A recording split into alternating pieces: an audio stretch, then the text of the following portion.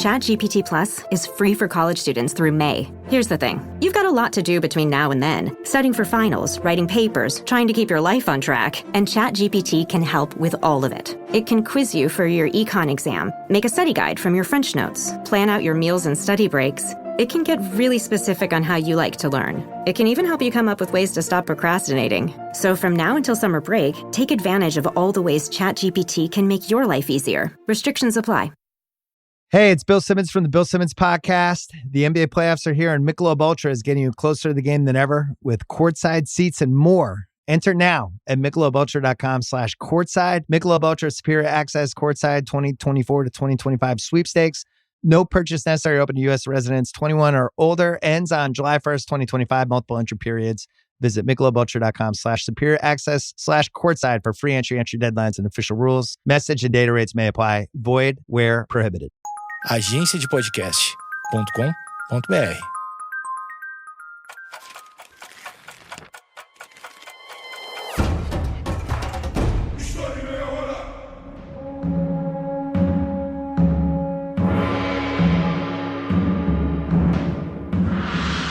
Por que as religiões fazem guerra? Como podemos lidar com divisões políticas?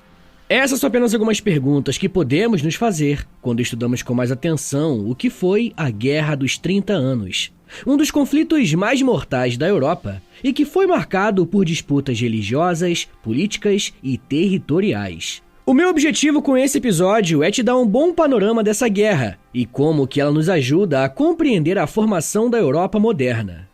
Como sempre, eu quero lembrá-los que eu uso fontes e autores confiáveis que você pode e deve consultar na descrição do episódio. Para compreendermos o que foi a Guerra dos 30 Anos, a gente precisa analisar os efeitos da Reforma Protestante em 1517, iniciada por Martinho Lutero. E também precisamos olhar a resposta da Igreja Católica por meio da Contra-Reforma. No século XVI, a Europa já estava profundamente dividida entre católicos e protestantes, e essa fragmentação religiosa gerava conflitos frequentes. Um personagem importante nesse contexto era o Sacro Império Romano Germânico, um império fragmentado politicamente e composto por centenas de principados, cidades e reinos autônomos. Por conta disso, nesse império, a divisão entre protestantes e católicos era bastante grave. O Tratado de Augsburgo de 1555 tentou amenizar a situação ao estabelecer o princípio de cuius regio eius religio, que concedia aos príncipes a liberdade de escolher a religião dos seus territórios, seja católica ou luterana. Porém, esse tratado ignorava os calvinistas, um ramo do protestantismo que se espalhava rapidamente. Inclusive, eu vou contar mais sobre isso no episódio exclusivo dessa semana. Se você quiser ouvir esse e os outros quase 200 episódios exclusivos que já tem por lá, basta assinar o apoia.se/História em Meia Hora, que você vai poder ouvi-los tanto pelo aplicativo do Apoia-se quanto pelo próprio Spotify. Além de você receber um monte de conteúdo exclusivo, você também ajuda o meu trabalho a continuar de pé.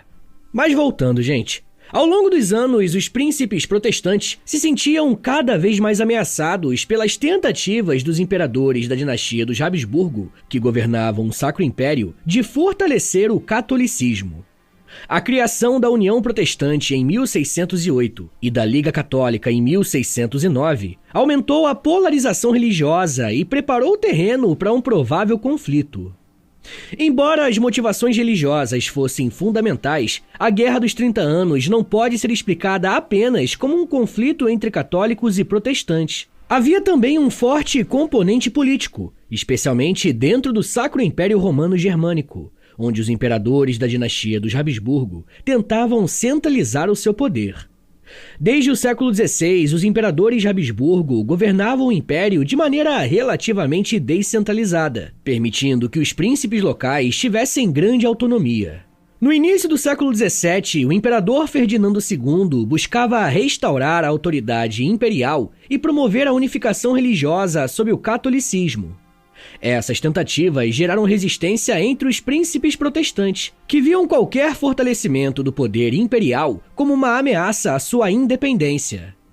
O estopim do conflito aconteceu em 1618, com a Defenestração de Praga, um evento onde nobres protestantes da Boêmia onde fica a atual República Tcheca, se revoltaram contra Ferdinando II, que havia sido eleito rei da Boêmia, e começou a impor medidas pró-católicas. Os nobres protestantes invadiram o castelo real e jogaram 2 representantes do imperador pelas janelas, desencadeando uma rebelião aberta. Foi esse evento que marcou o início da Guerra dos 30 Anos. E defenestrar, para quem não sabe, é um verbo e significa literalmente atirar alguém ou algo janela afora, violentamente. Doideira, né? Como eu disse, existiram também motivações políticas para o início do conflito. Desde o século XVI, a Espanha e a Áustria, ambas governadas pelos Habsburgo, formavam uma poderosa aliança católica. O objetivo dos seus governantes era consolidar a influência dos Habsburgo em toda a Europa, especialmente no Sacro Império Romano Germânico. No entanto, outras potências europeias viam essa hegemonia como uma ameaça e estavam dispostas a intervir no conflito. A França, por exemplo, embora fosse um país católico, era governada pelo cardeal Richelieu, que temia a expansão do Habsburgo. Assim, a França apoiou os protestantes alemães e os seus aliados para enfraquecer os seus inimigos históricos. Da mesma forma, a Dinamarca e a Suécia, 2 reinos protestantes do norte da Europa, viram na guerra uma oportunidade para expandir o seu domínio na região do Báltico e proteger os interesses do protestantismo. O rei sueco Gustavo II Adolfo, em particular, interveio na guerra com um poderoso exército e obteve importantes vitórias. Outro fator relevante foi a posição da Inglaterra, que apesar de não ter um envolvimento militar direto significativo, apoiou financeiramente os protestantes alemães e os holandeses contra os Habsburgo. Além das rivalidades religiosas e políticas, a Guerra dos 30 Anos também foi impulsionada por fatores econômicos e pela presença de exércitos mercenários. Naquele período, a guerra era um grande negócio, e muitos soldados não lutavam por lealdade a uma causa específica, mas sim porque era sua profissão. Os exércitos do século XVII eram frequentemente compostos por mercenários que seguiam os comandantes que lhes oferecessem o melhor pagamento. Generais como Albrecht von Wallenstein, que serviu aos Habsburgo, mostraram grandes forças militares, recrutando soldados de diversas nacionalidades. Esses exércitos, por sua vez, frequentemente saqueavam as cidades e vilarejos por onde passavam, tornando a guerra ainda mais destrutiva. A economia europeia também foi afetada pelas sanções, impostos e embargos comerciais resultantes do conflito. Muitas cidades e regiões agrícolas foram devastadas, levando à fome e ao empobrecimento da população. Diante dessa complexa combinação de fatores, disputas religiosas, lutas pelo poder dentro do Sacro Império, rivalidades internacionais e interesses econômicos, a Guerra dos 30 Anos se tornou inevitável. O que começou com uma revolta na Boêmia rapidamente se transformou em um conflito de proporções continentais, arrastando diferentes nações e grupos para a luta. O impacto dessas causas foi tão profundo que, mesmo após 30 anos de guerra, a Europa foi totalmente transformada, tanto política quanto socialmente. A guerra alteraria para sempre o equilíbrio de poder no continente, pavimentando o caminho para a ascensão de novas potências e para o declínio da influência dos Habsburgo. Com o início do conflito, os primeiros anos da guerra foram marcados por vitórias iniciais dos católicos, mas a situação mudaria conforme novas potências entrassem na disputa, transformando a guerra em um longo e brutal embate.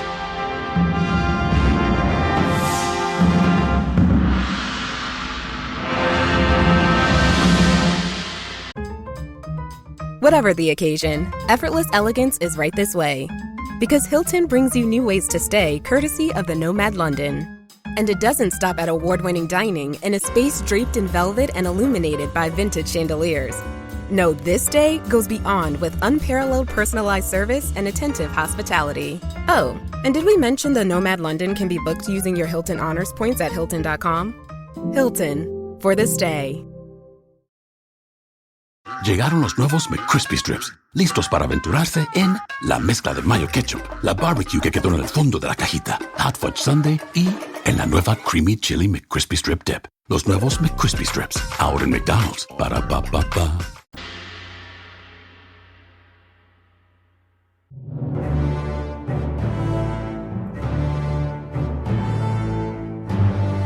Como o nome já diz, a Guerra dos 30 Anos durou 30 anos, né? Ela foi uma guerra bem longa, tendo início em 1618. Os historiadores costumam dividir esse conflito em 4 fases para facilitar a nossa compreensão. Quando começou em 1618, a Guerra dos 30 Anos parecia, para muitos, um conflito limitado ao território da Boêmia e às disputas confessionais do Sacro Império. A primeira etapa dessa guerra é a chamada Fase Boêmia, que se inicia em 1618 e vai até 1625. Como eu já apontei no início do episódio, o estopim do conflito foi a chamada Defenestração de Praga em 1618, quando 2 conselheiros imperiais foram jogados pela janela do Castelo de Praga. Esse não foi apenas um símbolo de insubordinação, foi de fato o pontapé inicial de um levante protestante contra o imperador católico Ferdinando II, recém-nomeado rei da Boêmia e futuro imperador do Sacro Império Romano Germânico. Os estados protestantes temiam que Ferdinando, defensor ferrenho da Contra-Reforma, revogasse os privilégios garantidos pela Carta de Majestade de 1609, que havia assegurado certa liberdade religiosa na Boêmia. Os boêmios ofereceram a coroa a Frederico V do Palatinado, um príncipe calvinista casado com a filha do rei Jaime I da Inglaterra. A nomeação de Frederico foi uma provocação aberta ao imperador e aos Habsburgo.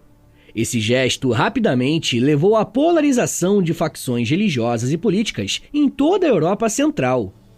A resposta de Ferdinando foi militar. Com o apoio da Liga Católica e de tropas espanholas, ele se lançou contra os rebeldes. O confronto mais importante dessa fase foi a Batalha da Montanha Branca, em 1620, nos arredores de Praga. A derrota de Frederico foi rápida e brutal. A Boêmia foi subjugada e o protestantismo reprimido com violência. Dezenas de líderes boêmios foram executados em praça pública. As suas terras foram confiscadas e entregues a nobres católicos leais. A vitória de Ferdinando parecia consolidar a autoridade imperial, mas também deixou claro que a paz estava longe. Como destaca o historiador Peter H. Wilson, abre aspas, a vitória imperial sobre a Boêmia criou mais ressentimentos do que estabilidade. Foi o começo da guerra, não o seu fim. Fecha aspas. De fato, outros estados protestantes, temendo o avanço do imperialismo católico, começaram a se mobilizar, preparando o terreno para a próxima fase. Esse segundo momento, chamado de fase dinamarquesa, teve início em 1625 e foi até 1629. Com a repressão boêmia consolidada, a guerra parecia ter chegado a um ponto de resolução. Mas a entrada do rei Cristiano IV da Dinamarca, em 1625, reacendeu o conflito. Cristiano não era apenas um monarca protestante, era também um dos príncipes do Sacro Império, com interesses diretos no norte da Alemanha. Sua entrada foi motivada tanto pela solidariedade religiosa quanto pelo desejo de conter a influência imperial sobre os territórios protestantes. Já do lado católico, se destacou a figura de Albrecht von Wallenstein, que eu já citei. Ele era um general ambicioso e eficiente, que ofereceu ao imperador um exército próprio, financiado por meio de saques e contribuições forçadas. Biógrafos afirmam que Wallenstein não era um cruzado religioso, ele era um oportunista pragmático, interessado em poder e riqueza. Sob o seu comando, os exércitos imperiais esmagaram a resistência dinamarquesa. A Batalha de Lutter, em 1626, foi um desastre para Cristiano IV, que viu as suas tropas dizimadas. Em 1629, Ferdinando II impôs o chamado Edito de Restituição, exigindo que todos os bens eclesiásticos secularizados desde 1552 fossem devolvidos à Igreja Católica. Era uma medida agressiva, vista por muitos como uma tentativa de reverter décadas de concessões protestantes. Como explica o historiador Geoffrey Parker, abre aspas, o edito foi menos uma tentativa de reconciliação e mais um catalisador de novos conflitos. Fecha aspas. A repressão crescente, aliada ao expansionismo do Habsburgo, levou os protestantes a buscar novos aliados. Foi nesse vácuo que surgiu uma figura crucial, Gustavo Adolfo, rei da Suécia. A entrada desse rei na guerra iniciou a terceira fase, a fase sueca, que teve início em 1630 e foi até 1635. A entrada da Suécia na guerra em 1630 foi o ponto de virada mais dramático do conflito. Gustavo Adolfo era um monarca protestante com um objetivo bem claro: conter o avanço imperial e afirmar a Suécia como potência no Báltico. Com o apoio financeiro da França, que era católica, mas era rival dos Habsburgo, ele desembarcou no norte da Alemanha com um exército disciplinado, bem treinado e com táticas militares modernas. Gustavo Adolfo era um militar reformador. Ele adotou formações flexíveis, combinou infantaria leve com artilharia móvel e incentivou a mobilidade em campo. Suas vitórias foram rápidas e decisivas. Em 1631, a Batalha de Breitenfeld marcou a primeira grande derrota dos Habsburgo frente às forças protestantes. Era a primeira vez que a guerra mudava verdadeiramente de direção, mas a violência continuava. A guerra havia se tornado sistêmica. A destruição de Magdeburgo naquele mesmo ano foi um dos episódios mais chocantes. A cidade foi saqueada e incendiada por tropas católicas, com cerca de 20 mil mortos. O massacre causou horror em toda a Europa e fortaleceu o apoio à causa protestante. Em 1632, ocorreu o confronto entre Gustavo Adolfo e Wallenstein na Batalha de Lutzen. A vitória sueca até rolou, mas teve um custo altíssimo. Gustavo foi morto em combate. Sua morte deixou um vácuo político e militar, e as forças suecas, embora ainda ativas, perderam parte da sua força. Wallenstein, por sua vez, começou a mostrar ambições políticas próprias, o que levou à sua queda em desgraça e eventual assassinato por ordem imperial, em 1634. A fase sueca consolidou o caráter internacional do conflito. Já não era apenas uma guerra alemã, era uma guerra europeia, com interesses cruzados e alianças contraditórias. O protestantismo deixava de ser o centro da disputa, como bem coloca Charles Wedgwood, abre aspas. As religiões haviam iniciado a guerra, mas os impérios se encarregaram de prolongá-la. Fecha aspas. Pessoal, eu já quero falar mais sobre como que a guerra se desenrolou para os seus anos finais e quais foram as consequências para a Europa. Mas me dá um minutinho aí, tá, gente, que daqui a pouco a gente volta e eu falo um pouco mais sobre conflito, mortes, religião, acordos e ONU. Segura aí, que é um minutinho só.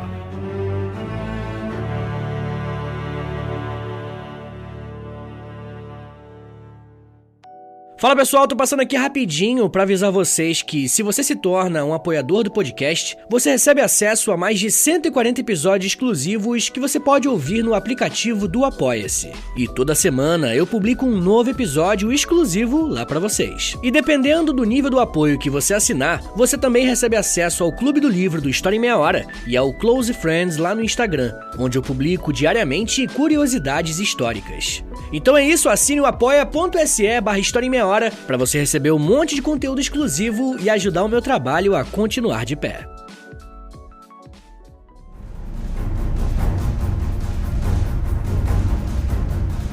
Abre aspas. Humanidade e democracia foram dois princípios essencialmente irrelevantes à ordem original de Westfália.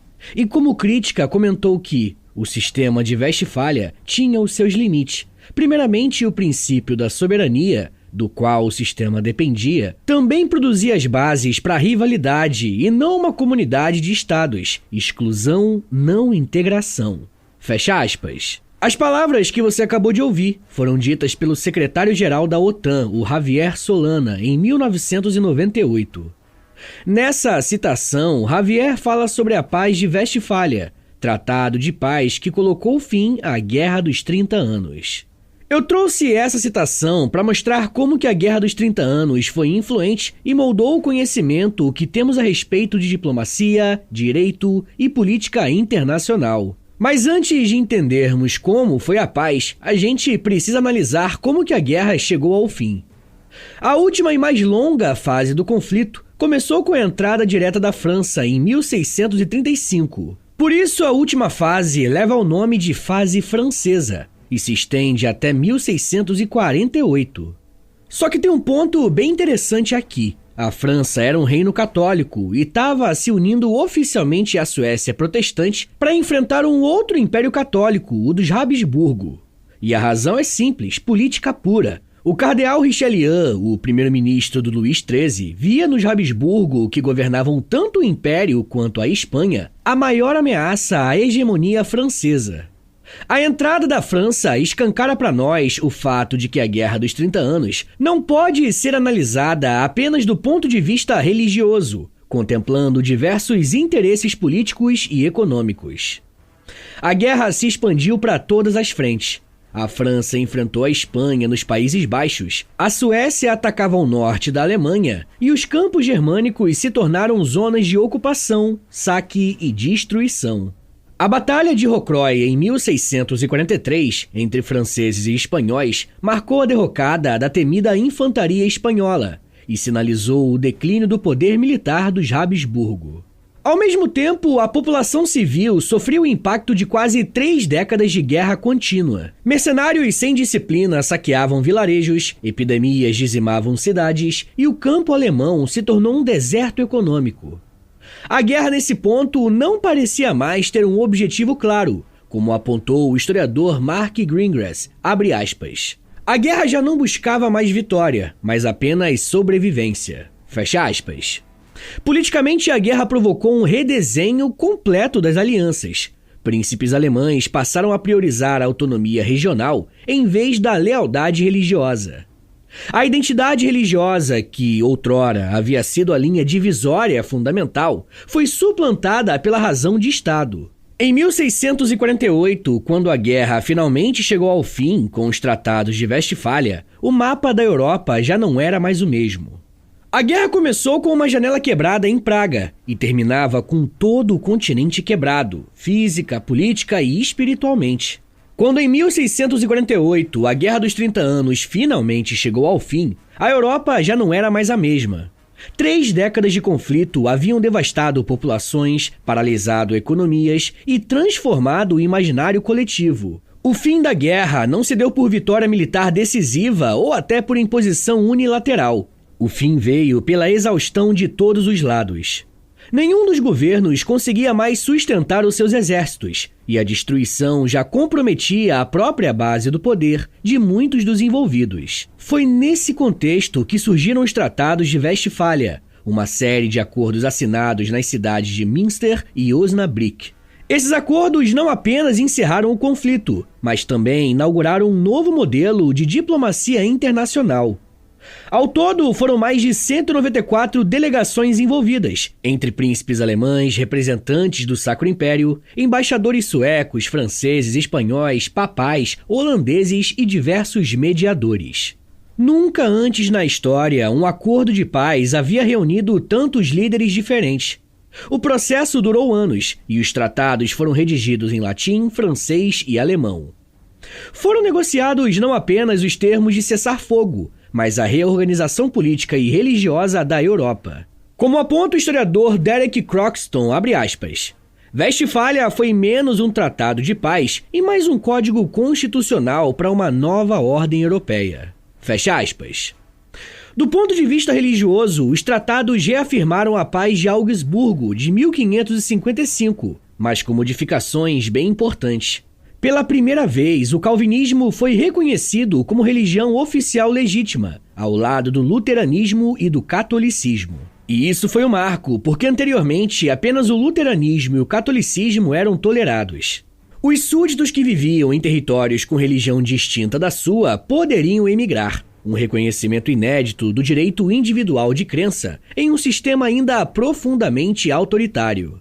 No plano político, os tratados fragmentaram ainda mais o Sacro Império Romano Germânico, conferindo autonomia legal e diplomática a mais de 300 estados imperiais.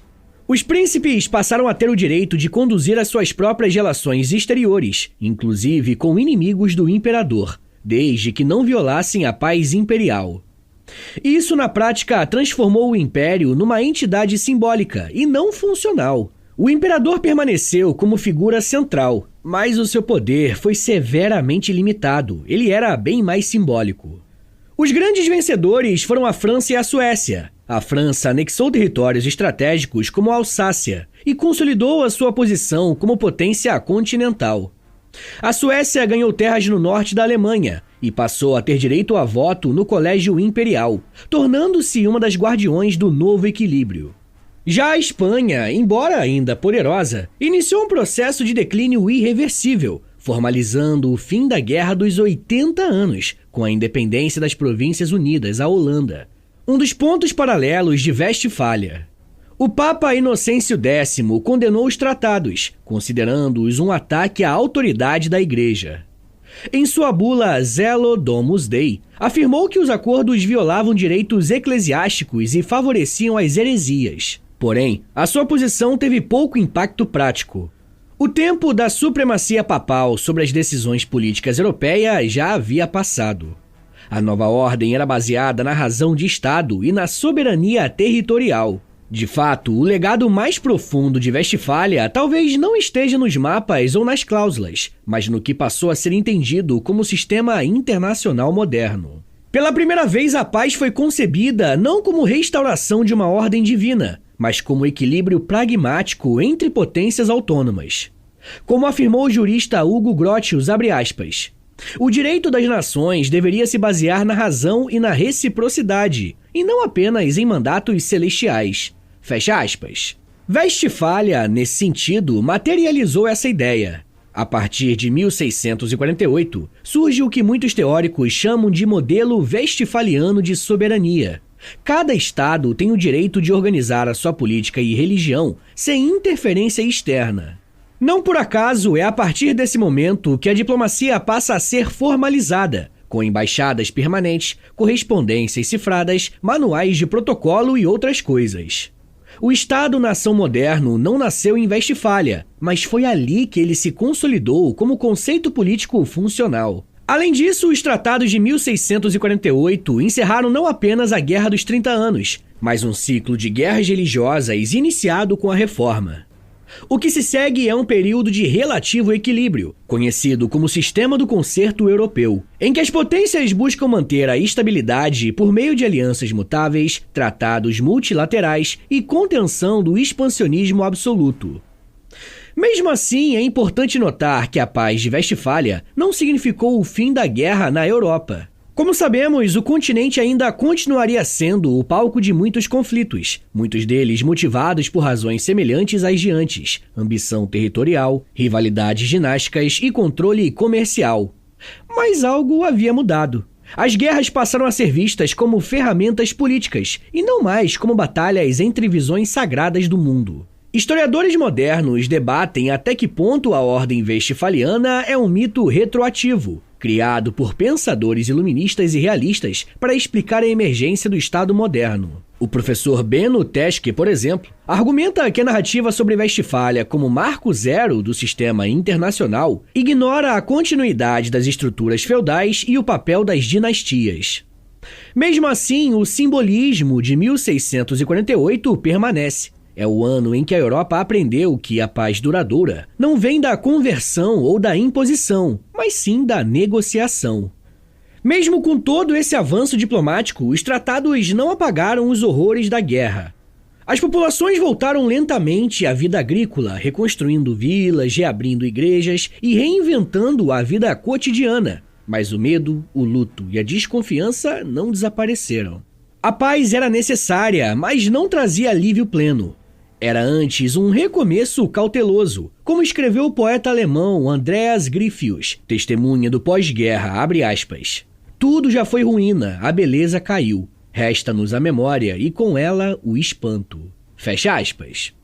Se as batalhas, tratados e figuras políticas delinearam as linhas oficiais da guerra, foram os efeitos sociais, demográficos e culturais que deixaram as cicatrizes mais profundas na Europa. A guerra não foi apenas um conflito entre estados ou credos, mas também uma catástrofe civilizacional. E os seus impactos reverberaram por décadas, moldando mentalidades, economias e paisagens inteiras.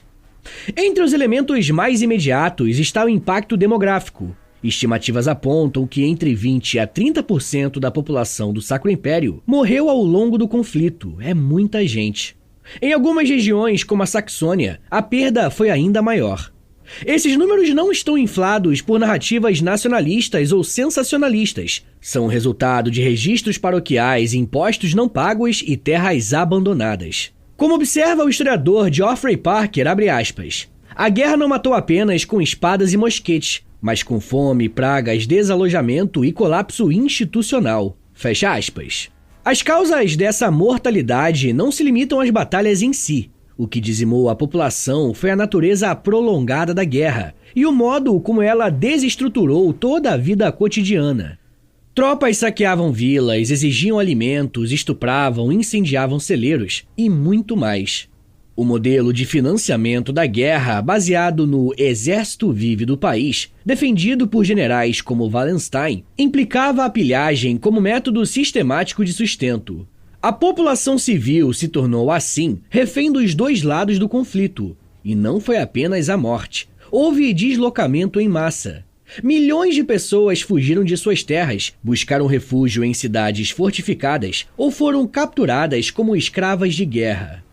As rotas comerciais foram desestruturadas e os campos abandonados. Algumas regiões demoraram mais de um século para se recuperar plenamente. A economia, por consequência, entrou em colapso. A agricultura foi totalmente afetada, com plantações destruídas e o gado dizimado. A produção de alimentos caiu muito, gerando ondas de fome. Em alguns lugares, houve relatos de canibalismo e troca de crianças por alimentos. As moedas regionais foram desvalorizadas, as rotas comerciais desorganizadas e o crédito se tornou bem mais difícil. Cidades que haviam sido centros prósperos como Magdeburgo e Heidelberg ficaram em ruínas. No plano psicológico e cultural, o trauma coletivo da guerra produziu uma transformação profunda na visão de mundo da época. A ideia de progresso renascentista, ainda viva no início do século XVII, foi substituída por um pessimismo mais sombrio e introspectivo. Pessimismo esse que demoraria alguns séculos para passar. Pessoal, eu vou recomendar 3 episódios aqui do podcast, que você pode procurar aí no feed do História em Meia Hora, e eles vão servir de complemento para esse episódio que você acabou de ouvir, beleza? O primeiro episódio se chama Reforma Protestante, o segundo se chama Sacro Império Romano Germânico, e o terceiro episódio se chama Contra-Reforma. Agora, bora fazer aquele resumão de 1 minutinho para você relembrar o que você aprendeu hoje. Vamos lá! Quando falamos na história da Guerra dos 30 Anos, estamos pensando em uma das guerras mais influentes da Europa. A guerra teve início no Sacro Império Romano Germânico, motivada pela tensão entre protestantes e católicos, principalmente após a chamada Defenestração de Praga, quando nobres protestantes jogaram emissários católicos pela janela, marcando o início da revolta contra o imperador Fernando II. Com o tempo, a guerra deixou de ser apenas religiosa e passou a envolver grandes potências europeias, como França, Espanha, Suécia e Dinamarca, transformando-se em um conflito de equilíbrio de poder. O território que atualmente fica a Alemanha foi o mais afetado, sofrendo com batalhas constantes, fome, saques e devastação generalizada. A guerra resultou em milhões de mortes, tanto em combate quanto por doenças e fome, e causou sérias crises econômicas e demográficas. O conflito chegou ao fim com a assinatura da Paz de Westfália em 1648, que redefiniu fronteiras, reconheceu a soberania dos estados e promoveu maior tolerância religiosa entre católicos, luteranos e agora calvinistas.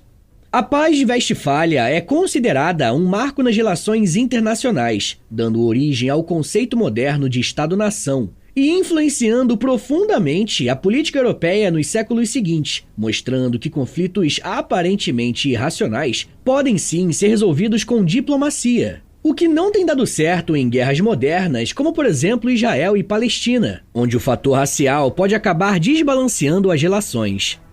Mas isso já é um papo para uma outra meia hora.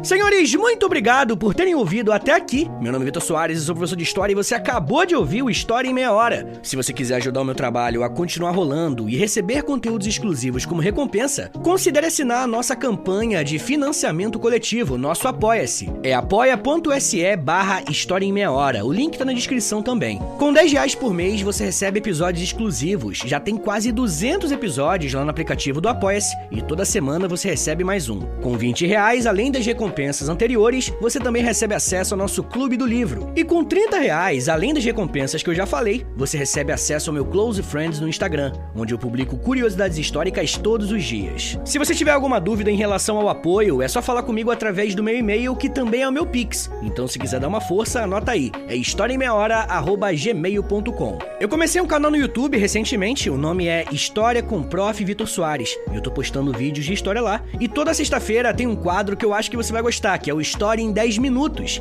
que é basicamente História em Meia Hora, só que em vídeo e em 10 minutos, né? Mas além disso, no canal eu faço lives, posto shorts, enfim. Eu comecei agora a fazer um monte de coisa no YouTube também. Além disso, eu tenho um podcast de humor chamado Reinaldo Jaqueline, onde eu, Nicolas Queiroz e Príncipe Vidani, a gente apresenta uma espécie de programa de auditório sobre cinema, série, jogo de videogame, enfim. É bem diferente do História em Meia Hora, mas dá uma chance que eu acho que você vai gostar. Eu tenho 2 livros lançados, o primeiro é o livro do História em Meia Hora mesmo, e o segundo é um livro-jogo de história do Brasil chamado O Porão. O link pros dois tá na descrição do episódio. Me siga nas redes sociais, no @Prof. Vitor Soares, pra acompanhar o meu trabalho, mas no dia a dia mesmo, tá bom? Então é isso, gente, muito obrigado, um beijo, até semana que vem! E valeu!